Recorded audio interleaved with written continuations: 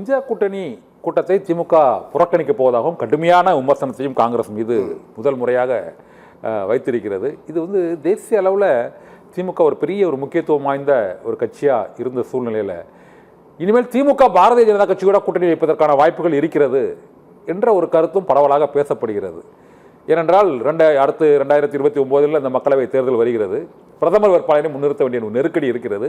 காங்கிரஸுக்கு ஒரு பாடம் கற்பிக்க வேண்டும் என்ற திமுக தொண்டர்கள் இரண்டாம் கட்ட தலைவர்களிடையே ஒரு கடுமையான அந்த எதிர்ப்புணர்வு இருக்கிறது. அதனுடைய எதிரொலி தான் இந்த இந்தியா கூட்டணி கூட்டத்தை அவர்கள் உடனடியாக புறக்கணிக்க போவதாக அறிவித்து கடுமையாக துரோகம் இணைத்து விட்டார்கள் என்று விமர்சித்திருக்கிறது. காங்கிரஸ் மீதான இந்த கடுமையான வெறுப்புணர்வில் மீண்டும் திமுக பாஜக கூட்டணி ஏற்படுவதற்கு வாய்ப்பு இருக்குதா?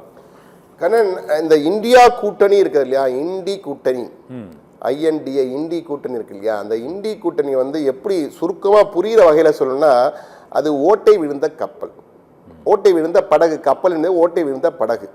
அந்த ஓட்டையில் இப்போ வேலை ரொம்ப நாளுக்கு முன்னாடியே விழுந்துடுச்சு. அது மம்தா பானர்ஜி கடந்த மாதிரி தூக்கி எறிஞ்சாங்க. இப்போ மம்தா பானர்ஜி இந்திய கூட்டணி கூடணும்னு சொல்ற காரணம் அவங்க இப்போ பவர்லெஸ் ஆகிட்டாங்க. அவங்கள காப்பாற்றிக்கிறதுக்காக ஒரு தேசிய கூட்டணி வேணும் என்பதற்காக தேடுறாங்க. அதுக்காக தான் இந்திய கூட்டணி வரணும்னு சொல்றாங்க. ஆனால் இடதுசாரிகள் ஆகட்டும், முலாயம் சிங் அகிலேஷ் யாதவ் ஆகட்டும், அவருடைய மகன் அகிலேஷ் யாதவ் ஆகட்டும், தேஜஸ்வி யாதவ், யாருமே விருப்பமா காங்கிரஸோட கூட்டணியில் இப்போ இல்லை. தேஜஸ்வி யாதவ் அங்கு பீகாரில் தோல்வியடைந்திருக்கும், அதே போன்று அகிலேஷ் யாதவ் யூபியிலே தோல்வியடைந்திருக்கும், இங்கு MK ஸ்டாலின் தோல்வியடைந்திருக்கும். எல்லாத்தையும் பார்த்தீங்கன்னா காங்கிரஸ் கடைசி வரைக்கும் அந்த அலையன்ஸ்ல ஒரு பிரச்சனையை உருவாக்கிட்டே இருந்து கடைசியில தான் ஓகே வேற வழி இல்லை வச்சுப்போம் அப்படின்ற மாதிரி தான். நீங்க பாத்தீங்கன்னா அந்த வரலாறு பாத்தீங்கன்னா மிக தெளிவா சொல்றீங்க. இங்கேயும் அப்படிதான் இருக்கு. எல்லா மாநிலங்களும் கடைசி வரைக்கும் அந்த கூட்டணியை என்ன ஒரு சண்டையிலே இருக்காங்களே, பலவீனமா இருக்கேன்னு ஒரு எண்ணத்தை ஏற்படுத்தினார்கள். இது காங்கிரஸ் தெரிந்து செய்ததா தெரியாமல் செய்ததா இல்ல அவர்கள் அரசியல் நகர்வுகளே அப்படி இருக்கான்னு தெரியல. ஆனா ஒட்டுமொத்த பார்வையில் பார்க்கும்போது இந்தி கூட்டணி நாளை மறுநாள் 8ஆம் தேதி நடக்குன்னு நினைக்கிறேன். யாரெல்லாம் பங்கேற்க போறாங்கன்னு தெரியல எனக்கு. திமுகவுக்கு அழைப்பே லேட்டா தான் வந்திருக்கு. ஆனா திமுக கடுமையாக அந்த வார்த்தைகள் மிகுந்த மனக்காயத்தை உருவாகி விட்டார்கள், துரோகம் செய்து விட்டார்கள்.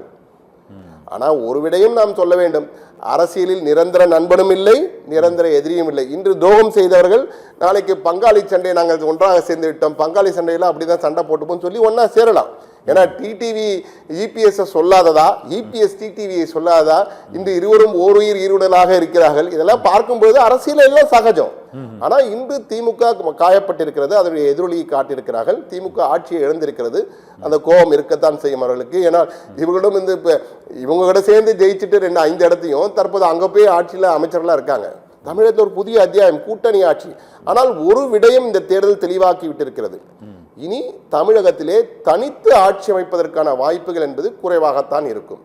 கூட்டணி ஆட்சி என்பதை தான் இனிமேல் எல்லா கட்சியும் கூட்டணி வந்தாலே அதை ஸ்ட்ரெஸ் பண்ண ஆரம்பிச்சிருவாங்க. கூட்டணி கட்சிகள் அதை தான் சேருவாங்கன்னு நினைக்கிறேன். ரொம்ப தெளிவா சொல்லுவாங்க, கூட்டணி இடம் கிடைச்சாதான் கூட்டணி ஆட்சி தான் வருவோம்னு சொல்லுவாங்க.